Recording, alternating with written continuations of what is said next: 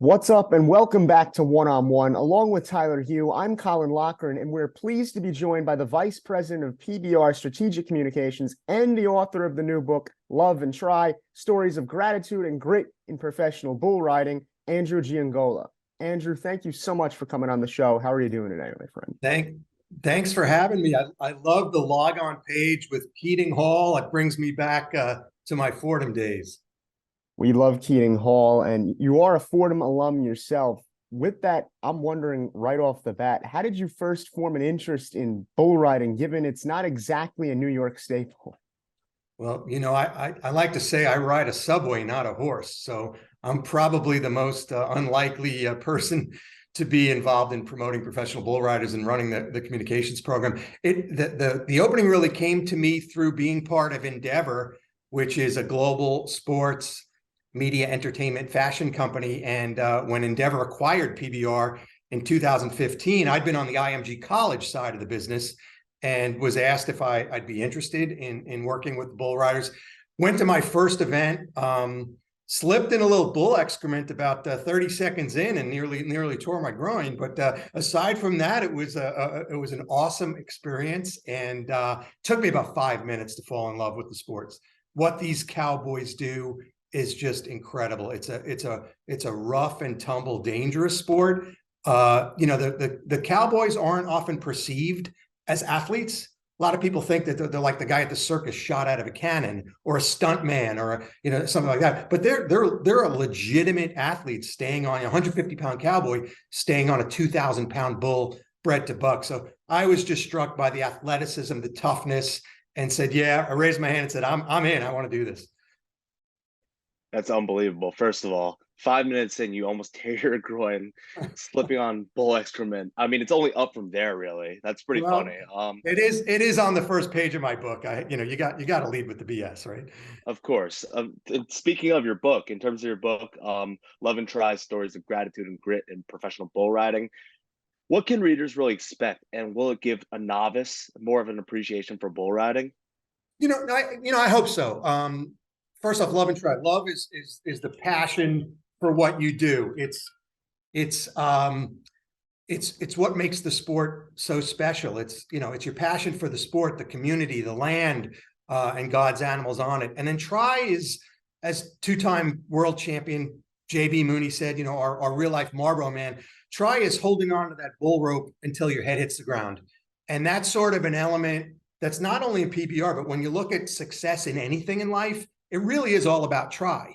So framed from that concept, it's a collection of stories of fascinating, strong, determined people who every day breathe love and try and happen to be involved in this sport. So it looks at the sport from those perspectives. There's stories of bull riders, but there's also a story on our doctor who's in the bowels of the arena operating a quasi-emergency room, taking care of the injured riders. There's a chapter on the official entertainer, which makes PBR so interesting and different. Flint Rasmussen, who's akin to, like, picture watching an NFL game and there's a stand-up comedian on the 50-yard line making jokes in between these violent plays. I mean, that's what PBR is like. It's unlike any other sport. It's a sports entertainment hybrid. And this book tells the story of the people, the dirt guy who brings in the dirt. We have a specialist who creates our surface. So all of these people involved in the sport. You mentioned how you became interested in bull riding, but in large part, would you characterize it as a very localized kind of interest, in that it's going to take some time to grow? And if so, how does it continue to grow from here? That's a great question because of the 30th anniversary that we're celebrating. So in about 30 years ago, 20 cowboys who were in rodeo. So rodeo is comprised of 7 disciplines. The final discipline of a rodeo is bull riding. It's the most dangerous thing. It's what most people came to see. So 20 cowboys involved in the rodeo broke away in 30 years ago and formed a standalone bull riding sport called professional bull riding. They put in $1,000 each, and 15 years to the day, when it was acquired by Spire Capital, they cashed in as multimillionaires. So it was one of the greatest business investments in history, but they really did it not for the investment. They did it to just create their own sport and pursue their dream and make sure that they got paid what they deserved, and make sure there was a little bit of insurance in this extremely dangerous sport. Here we are 30 years later, going back to Madison Square Garden for the 16th time. The sport is broadcast on CBS. We have tours in Brazil and Australia and Canada. We've just launched a magazine called Gold Buckle, a lifestyle and Western magazine. We've got PBR bars throughout the country, plans to open 5 more bars next year. So, the average New Yorker might not be familiar with PBR. They're certainly familiar with Yellowstone, and that kind of success and that interest of all things Western being red hot is really helping drive the popularity of the sport. But make no mistake, I mean, we've been at it for 30 years. When cowboys come and go in vogue in sort of the popularity index, it's kind of secular. Might remember back in the day, the Urban Cowboy with John Travolta. So things will get hot with line dancing and it'll come and go. Right now, the cowboy hat is really hot. PBR has been leading that, and we're just very fortunate right now to be on top of all things Western and be the leader in that space from a sports perspective. That's unbelievable. But going back to you helped build the first national collegiate sports marketing platform at IMG College. What goes into a project of that magnitude? Well, I was at NASCAR before that. So I had spent 7 years, and again, sort of a stranger in a strange land. And I wrote a book at NASCAR called The Weekend Starts on Wednesday. And it's sort of the same feel as this PBR book. It's, a New Yorker who's going down to Talladega, Alabama, which was my first race. I'd been with NASCAR, and George Pine was our chief operating officer. George came over to IMG and had this vision to take college sports rights and integrate them into a national platform. And George asked me to come over from NASCAR to IMG to help promote that new platform. I had loved motorsports, really fell in love with it, but it was just a great opportunity to come to IMG. And, you make those decisions in life. While it's tough to leave, there was a brand new door open here, and did that for a couple of years. And then when PBR was acquired, just very fortunate now to be involved in bull riding. And, there's some similarities with NASCAR.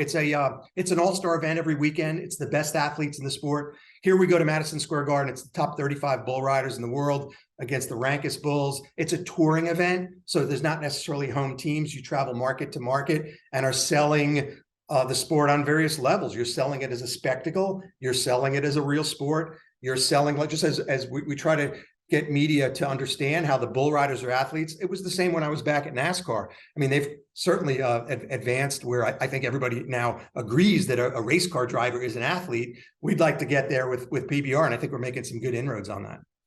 You mentioned the similarities between NASCAR and the PBR. How much of it now is changing with social media and the idea that the athlete or the bull rider themselves is now marketable? The fact that someone can go market to market. Same thing with a basketball player or a baseball player, where they are the show or something to that extent, where people might not be there to see the Los Angeles Lakers, but they're there to see LeBron James. Could it be the same with bull riders potentially? That's a great question. Typically, the impression of a bull rider is somebody who's more laid back, who's a little bit more humble, who's not about to beat his chest. Social media is like it's an I, me, mine kind of promotional vehicle where, you're going out and largely promoting yourself. That said, I think the guys are starting to get used to it. There are a few who are great. Ezekiel Mitchell, one of our riders from Texas, was featured in a Snapchat series, Life Behind the Horns. And, he's one of our most popular guys. He loves TikTok and, very, very flashy dancer and just full of personality. So bull riders are coming aboard, and they're starting to discover it. Certainly the younger guys are more on their phones and more comfortable with the format.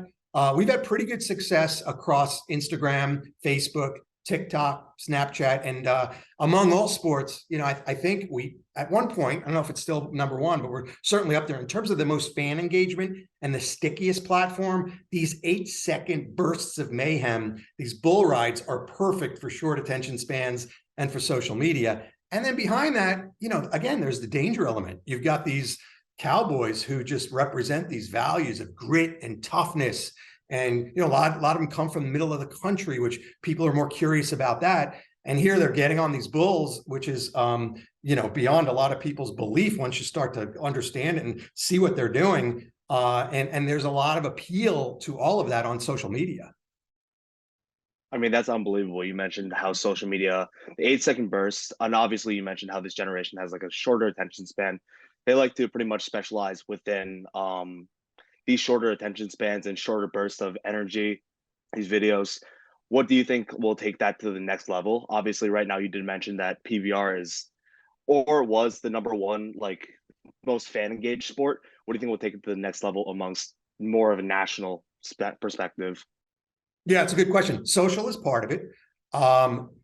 Similar to what I was trying to do at NASCAR, is building athlete star power. People, when they become engaged in a sport, a fan's first connection is the athlete. I mean, sometimes it's a team is passed on generation to generation, but largely it's the athlete. So our guys, what they do on the dirt is absolutely incredible and courageous and dangerous. But even more interesting is off the dirt, their family lives. And so we're using social to sort of bring fans into the lives of the riders off the dirt. One thing we're extremely excited about, and we'll have more news in a couple of weeks down the road, is extensions like a reality series. And you see what Formula One has done with Drive to Survive, like has taken that sport into the stratosphere. So extensions like that, programming extensions beyond the dirt. The CBS broadcasts are great. We're on Pluto TV now, which is a free app on your phone. If you don't have Pluto TV, it's really cool. Whether you're like a Gunsmoke fan or you like a certain genre of movies, there's tons of free content. There's no password. And there's also some great sports on Pluto, including PBR with our Ride Pass channel. So, for this weekend, Friday and Saturday night, will be live and exclusive on Pluto TV. So that's another important avenue for our growth. So it's really, it's taking all different kinds of platforms, increasingly direct to consumer. A lot of what we do is, apologize for the phone there. A lot of what we do is direct with media. So we're garnering media coverage as well, but increasingly it's social and direct to consumer as well. Andrew, I have to ask the question, how, if in any way, did your time at Fordham prepare you for such a diverse line of work, going from NASCAR to bull riding? That's a really great question. I guess when you think about college, for me, first, it taught me first to live on my own.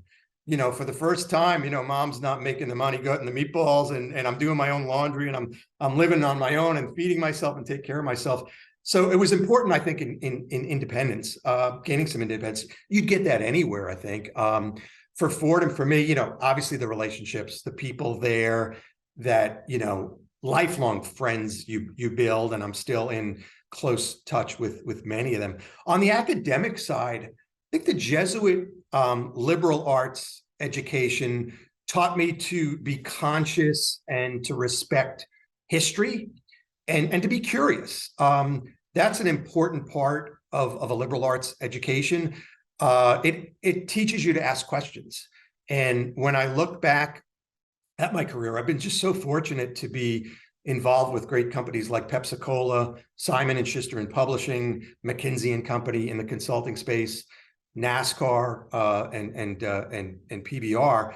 And I've written those two books that I mentioned. And when I think back about both books, The Weekend Starts on Wednesday and Love and Try, they're filled with history. They're filled with history of the sport, which is so important to just recognize the founders and the guys who got things going. What's one great part of Madison Square Garden this weekend is we're going to have some of our founders there, the cowboys who put in that $1,000, often scraping it together. A lot of guys, wrote either a hot check or a check that was warm, to get that first $1,000 in there. And in fact, Bronx Connection, one of our founders is Bobby Del Vecchio, who's a bull rider from all places, 182nd Street in the Bronx. He learned to ride horses on Pelham Parkway, and then found out about some rodeos in New Jersey from a cowboy he met at Pelham. Started rodeoing out there when he was 14, not ran away, but left home at 15 to join the rodeo. This was before PBR, and became one of the world's greatest. He finished number 2 in the world 3 times. And then Bobby, at the tail end of his career, was one of those cowboys who kicked in the $1,000 to form PBR. So I guess that's a long-winded way of saying you find out about people like that by asking questions and being curious. And if anybody's interested, I just posted a story on PBR.com yesterday about the concrete cowboy, the original urban cowboy, Bobby Del Vecchio, and his career in coming to New York to help celebrate the 30th. So when I think of Fordham, I think of like it triggered my curiosity juices in terms of started to become a storyteller. Great journalism program, great communications program. Teachers like Stan Fischler, Dr. George Gordon, Dr. Jack Phelan, who are among the most influential teachers I've had in my life at Fordham in that communications department back in the day when I was there. So eternally grateful for those mentors and the guidance of those teachers. Andrew, thank you again for coming on today. So you mentioned that the PBR is coming to MSG this weekend. What can you tell our listeners about the event? Well, we'll sell you the whole seat, but you're probably not going to use it. It's as I talked a little bit about, it's a very interesting sport in that it combines entertainment. It's a little bit Broadway show and a lot athletic achievement. So starts off with pyro. We light the dirt on fire. There's indoor explosions and all kind of pyro. And then, 35 of the best bull riders in the world will engage in a matchup unique in sports. It's the only sport pitting a lightweight against a heavyweight in the same ring. It's David versus Goliath. It's man versus beast. It's stay on these bulls for 8 seconds. And if you don't get a score and you don't get paid. And it's probably the only, pure meritocratic sport left where you have to perform or you won't be paid. The riders are not on contract, and that's the way they want it. So a lot of excitement packaged in really good, strong production values. And then the other element is about half our fans come to root for the bulls. These are extraordinary animal athletes. They're bred to buck. There's a lot of genetics that goes into it, just as racehorses are bred to run fast. The bulls are bred to buck. Contrary to some misinformation out there, they're not abused. They're not tortured. They're not shocked.